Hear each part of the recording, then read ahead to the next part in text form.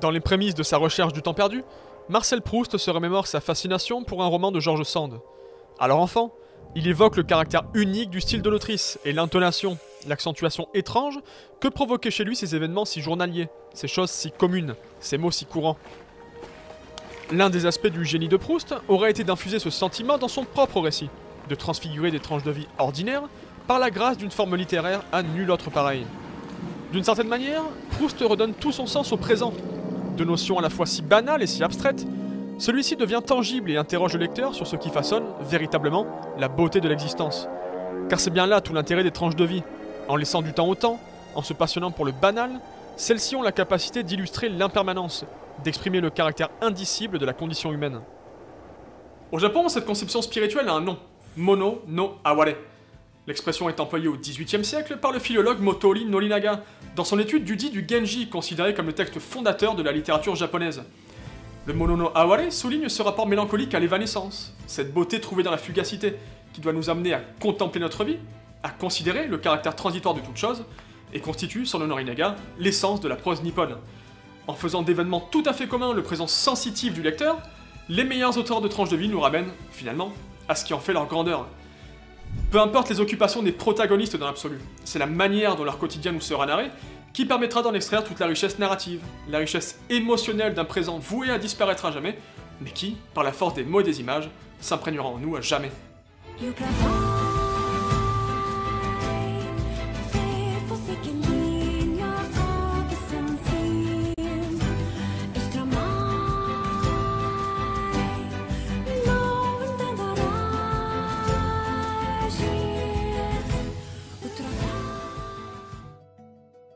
Diffusée entre 2004 et 2005, Windy Tales est peut-être la série la plus aboutie en la matière. Produit par Production IG, dont une partie de l'équipe à l'origine du formidable Beautiful Dreamer, l'animé aborde le canevas du slice of life avec la volonté d'en extraire la substantifique moelle. Cette incarnation du présent, ce rapport à l'éphémère, nous est d'ailleurs présenté dès la première scène. On y découvre Nao, la protagoniste passionnée de photographie, prendre le ciel en photo. Plus précisément, ce sont les nuages qu'elle veut capturer, leur forme à un instant T. Pour elle, photographier les nuages revient ainsi à photographier le vent. Autrement dit, en plus de vouloir immortaliser le présent, elle cherche littéralement à saisir l'invisible, l'ineffable, l'impermanence. En une trentaine de secondes et un opening aux paroles évocatrices, Windy Tales se présente à nous comme un animé à l'esthétique atypique, hors des conventions, pour mieux incarner la philosophie du Mono no Aware et matérialiser ce qui ne peut être vu, bref, amener le mieux possible l'inconscient vers le conscient, comme l'exprime Michael Dudok de Witt dans son livre Le cinéma d'animation sensible. Ou comment faire de ces scénettes de la vie quotidienne de collégiens une authentique expérience esthétique à même de toucher en plein cœur.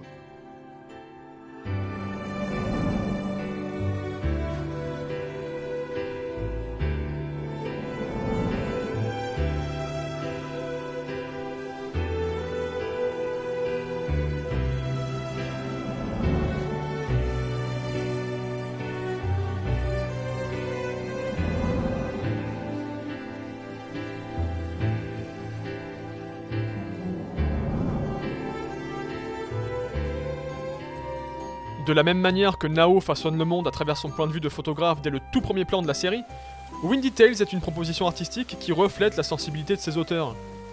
Les personnages imaginés par Masatsugu Arakawa sont bien sûr ce qui interpelle le spectateur en premier lieu. Les silhouettes brutes et anguleuses, l'absence de détails, l'animation incisive semblant dénuée d'intervalles, les yeux noirs et fins, évoquant ceux des geishas et courtisanes représentés dans la première période d'ukiyo-e. C'est un contraste fort avec les normes de l'industrie qui est ici mise en place, et dans une pure logique thématique.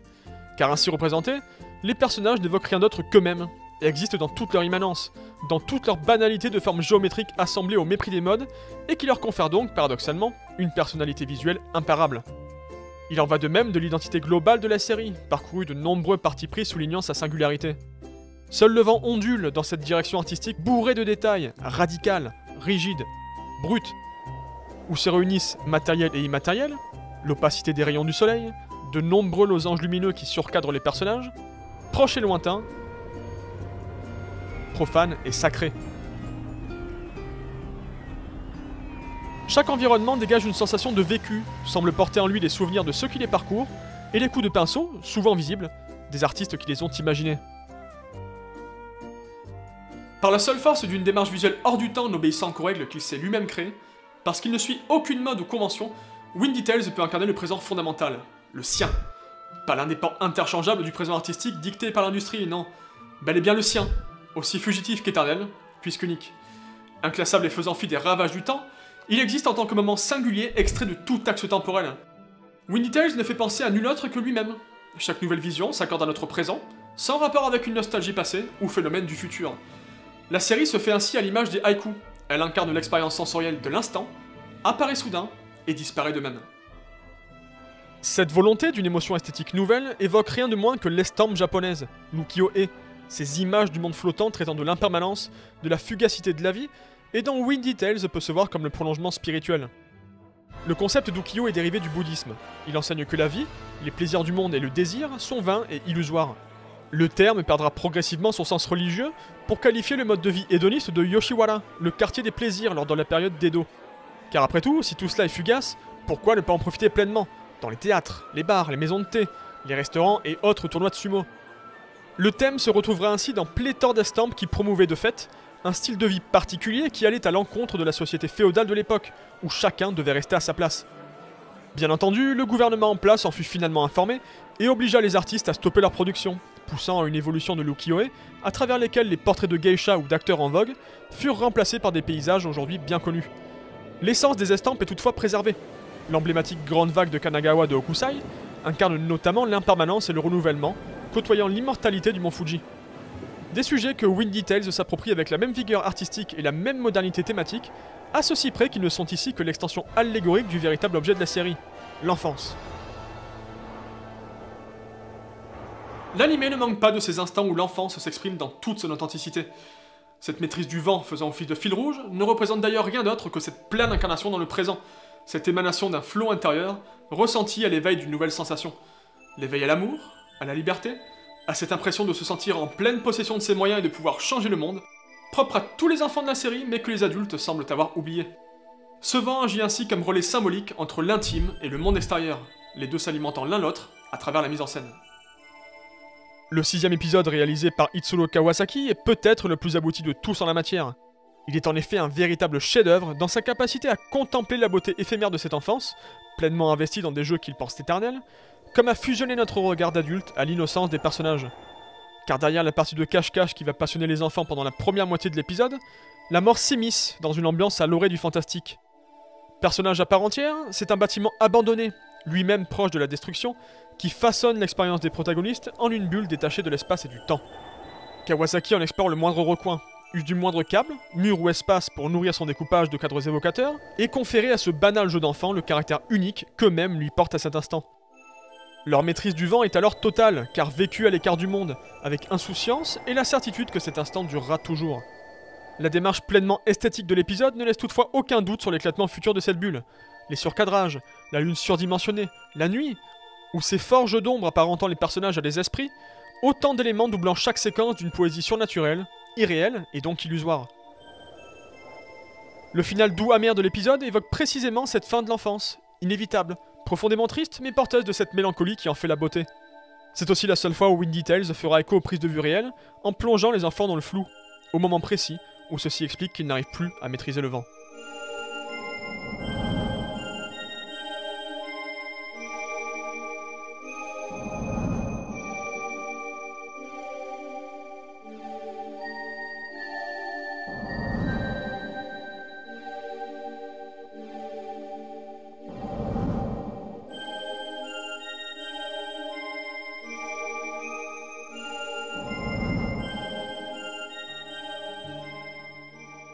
Alors même que la profondeur de champ implique nécessairement des paramètres de représentation différents, Windy Tales n'obéit, là encore, qu'à ses propres règles. À l'image d'Utagawa Hiroshige, figure fondamentale de l'ukiyo-e, la série se fait la description subjective d'une réalité sublimée par des points de vue et des cadres toujours surprenants. Tout est net à l'image, en dépit des fortes perspectives imprimées dans des cadres incroyablement dynamiques, et c'est même en cela que l'anime se révèle être un modèle de contemplation. Assurément lent, blindé de plages silencieuses poussant à la méditation, la série fait montre d'une compréhension instinctive du rythme à l'intérieur d'un même plan. Les jeux sur les lignes de force, de fuite et la profondeur de champ sont nombreux et dirigent le regard du spectateur, l'invitent à parcourir chaque plan de composition inventive et extrêmement détaillé. Le spectateur se laisse ainsi porter par une mise en scène n'hésitant pas à manipuler la réalité objective pour lui substituer la réalité émotionnelle du moment, bref, à proposer littéralement un autre point de vue sur des non-événements, rendre l'ordinaire extraordinaire. Toujours dans son livre, Michael Dudok-de Witt précise que montrer les différentes modulations de la nature est tout autant une invitation à aimer la nature qu'à être dans le moment. À travers son exploration du cycle des saisons, ou dans sa manière de faire communiquer l'intérieur et l'extérieur en permanence, Windy Tales fait sienne cette philosophie, qui semble capter les pulsations du monde.